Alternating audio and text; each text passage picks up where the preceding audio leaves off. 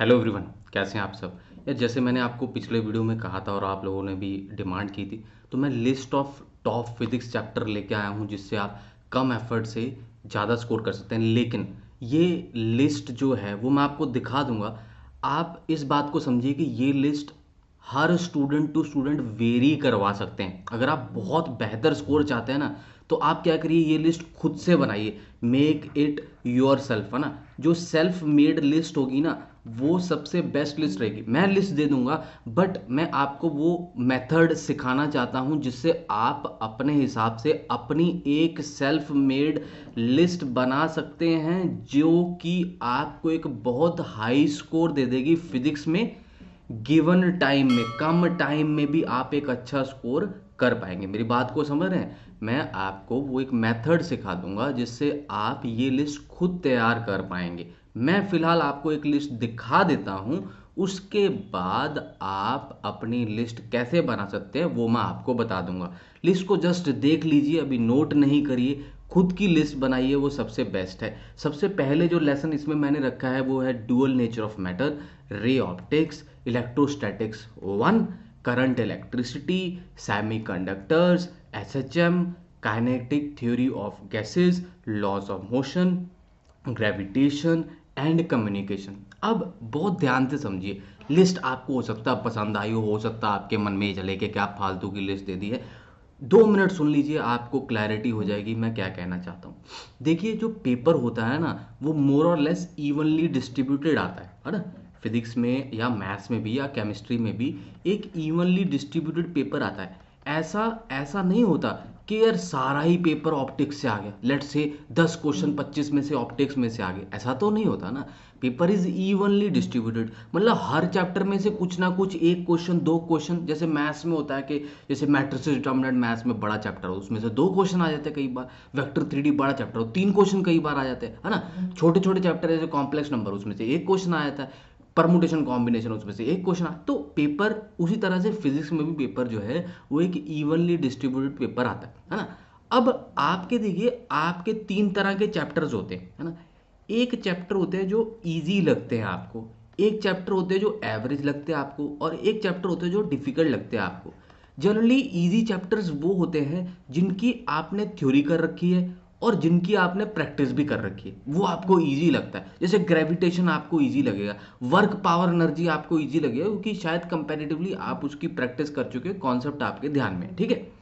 एक चैप्टर होते हैं जिनकी आपने थ्योरी अच्छे से कर ली है, बट प्रैक्टिस अभी उतनी ज़्यादा बेहतर नहीं हुई, तो इसलिए वो चैप्टर एवरेज एवरेज कहलाते हैं। और एक चैप्टर ऐसे होते हैं जिनकी ना तो अभी थ्योरी ढंग से हुई है, और प्रैक्टिस का तो सवाल ही नहीं होता जब थ्योरी ही नहीं हुई तो।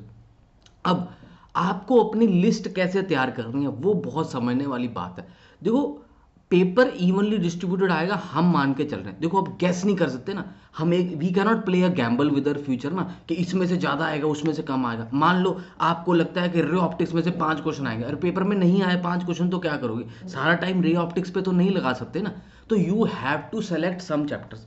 अब मान लीजिए, इजी बकेट में आपके कुछ चैप्टर्स होंगे, एवरेज बकेट में आपके कुछ चैप्टर होंगे। जो इजी बकेट वाले चैप्टर हैं, ये तो आपके मस्ट डू चैप्टर होंगे, ये आपको रेगुलरली रिवाइज करते रहने। अब इजी बकेट में हो सकता है 5 चैप्टर, हो सकता है 10 चैप्टर, हो सकता है 6 हो 7 हो, वो डिपेंड करता है। वो लिस्ट बना लीजिए, ऐसे कौन से चैप्टर्स हैं जो आपको एकदम आसान लगते हैं जो आपके तैयार है, या फिर आपको लगता है कि आप तैयार कर सकते हैं। अगर आपको लगता है कि तैयार कर सकते हैं तो वो एवरेज वाली बकेट में चले जाएंगे। जो आपको लगता है कि ये तैयार हो सकते हैं, और कुछ चैप्टर ऐसे होंगे जो आपको लगता है यार ये तो बहुत मुश्किल है। जैसे रोटेशन मोशन से कईयों को डर लगता है, तो हो सकता है आपको लगे यार रोटेशन मोशन तो मैं नहीं कर सकता। काइनेमेटिक्स आपको लगे कि हाँ, काइनेमेटिक्स करना मेरे लिए आसान है, that I will be able to do. तो इजी और एवरेज, इजी वो जो हो चुके हैं, जिनकी केवल अब आपको रिवीजन करनी है, अगर हैं तो ना, अगर नहीं है कोई चिंता की बात नहीं है, लेकिन एवरेज जरूर आपको सेलेक्ट कर लेने। लेट से आप इन दोनों लिस्ट में कुल मिला के, लेट से आप 10 चैप्टर पकड़ लेते हैं ना, मान लीजिए 10 चैप्टर। अब उन 10 चैप्टर में से 12 से 15 क्वेश्चन आ सकते हैं, डिपेंडिंग ऑन आपने चैप्टर कैसे पकड़े।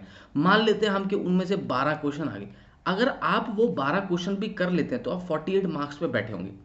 देखो, मैं जो लिस्ट दिया हूं ये एक लिस्ट है ऐसे ही मेरे इंस्टिंक्ट के हिसाब से जो चैप्टर हो सकता है मेरे को इजी लगे या मेजॉरिटी ऑफ द स्टूडेंट्स को इजी लगते हैं, मैंने वो डाले। लेकिन हो सकता है तुम्हें रे ऑप्टिक्स टफ लग रहा हो, तुम्हें वेव ऑप्टिक्स इजी लग रहा हो, तो तुम रे ऑप्टिक्स को वेव ऑप्टिक्स से रिप्लेस कर दो भाई, है ना। तो तुम अपने हिसाब से लिस्ट बनाओ। उसका तुम्हें इलेक्ट्रोस्टैटिक वन मुश्किल लगता है, इलेक्ट्रोस्टैटिक वन इजी लगता हो, ऐसा भी तो हो सकता है ना।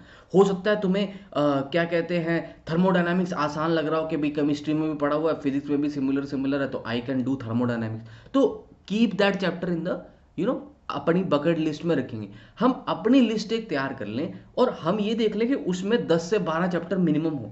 जो भी हमारा टारगेट स्कोर है ना, उसके आसपास चैप्टर होने चाहिए। मान लीजिए आप 60 स्कोर करना चाहते हैं, तो 10 से 12 चैप्टर अगर आप रखते हैं, 12 चैप्टर आपने रखा तो अराउंड 15 क्वेश्चन उसमें से आ गए, तो 60 नंबर आपके बन जाएंगे ना। तो जितना भी आप टारगेट अचीव करना चाहते हैं फिजिक्स में, उसके हिसाब से वो एक बकेट लिस्ट बना लें और उन चैप्टर्स को पहले कर लें।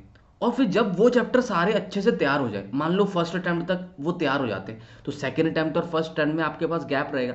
तब आप इस डिफिकल्ट वाली लिस्ट से जो कम डिफिकल्ट वाले हैं उनको आप इधर शिफ्ट कर लीजिएगा। तो लिस्ट अपनी तैयार करें। मैंने तो एक लिस्ट दे दी है, जैसे सब लोग देते हैं वैसे मैंने भी दे दी है। बट मेरा सजेशन ये है कि अगर आप बाकियों से हट के कुछ करना चाहते हैं, अगर आप ये चाहते हैं कि आपका स्कोर बाकियों के कंपैरेटिवली अच्छा आए, आप रिलेटिवली अच्छा परफॉर्म करना चाहते हैं, तो आपको कुछ तो हट के करना पड़ेगा ना। वही सारी चीजें जो सब लोग कर रहे हैं वही आप करेंगे तो फिर तो it is not going to help. तो do something, find out your abilities. आपकी क्या पॉजिटिव चीजें हैं, आपको क्या चीजें आसान लगती हैं, कौन सी चीजों को बिल्डअप करा जा सकता है, आपकी कौन सी स्ट्रेंथ्स हैं, ये हमें पता होना चाहिए। और साथ ही साथ हमें ये भी पता होना चाहिए कि हमारी वीकनेसेस क्या हैं, ऐसी क्या क्या चीज़ हैं जो हमें डिफिकल्ट लगती हैं। जैसे लेट से मेरे को फ्लूइड मैकेनिक्स मुश्किल लगता है ना। तो जैसे ही फ्लूइड मैकेनिक्स का क्वेश्चन आएगा, सिंस मैंने पढ़ा ही नहीं है उसको, I am absolutely zero in that topic, I will leave that question. मेरे 2 मिनट बचेंगे, 1 मिनट बचेगा जो मैं क्वेश्चन रीड करने में वेस्ट करने वाला था। जैसे मैं आपको बताता हूँ, मेरे को अपने समय पे इंटीग्रल कैलकुलस नहीं आता था ना। तो इंटीग्रल कैलकुलस मेरा मतलब बहुत ही पुअर था। मतलब मेरे को पक्का यकीन था कि मैं पेपर में क्वेश्चन नहीं कर पाऊंगा, इतना ज़्यादा डर था या कैसे भी था, क्योंकि मैंने पढ़ा ही नहीं था। ठीक है, I had absolutely not red integral calculus and J advance का इंटीग्रल कैलकुलस का क्वेश्चन मेरे लिए करना वॉज एन इम्पॉसिबल टास्क। इसलिए पेपर में मैंने देखा ही नहीं। मैंने उस क्वेश्चन को जहां पे भी इंटीग्रेशन आता था मैंने देखा ही नहीं, मेरा टाइम बच गया, है ना। इसको कहते हैं सेलेक्टेड अप्रोच करना। वहीं अगर इंटीग्रल कैलकुलस मेरा वीक था तो कोऑर्डिनेट ज्योमेट्री स्ट्रांग भी थी, है ना। ऐसा नहीं है कि सारा वीक को छोड़ दिया और स्ट्रांग कुछ भी नहीं है। तो कुछ चीज़ों को एटलीस्ट स्ट्रांग कर लीजिए। तो वो बकेट लिस्ट बना लीजिए, उसको स्ट्रांग कर लीजिए। वो जो 100 डेज का प्लान पीछे मैंने दिया था ना, वो ऊपर भी आ रहा होगा इधर कार्ड्स में। तो वो 100 डेज वाला जो प्लान है वो आप देख लीजिए, उसमें उन चैप्टर्स को अलाइन कर लीजिए कि अगले 100 दिन में मेरे को ये 12 चैप्टर प्रिपेयर करने, है ना। मैंने उसमें 2 आइडियाज दिए थे आपको, आइडिया 1 आइडिया 2, आप देखेंगे तो आपको समझ में आ जाएगा।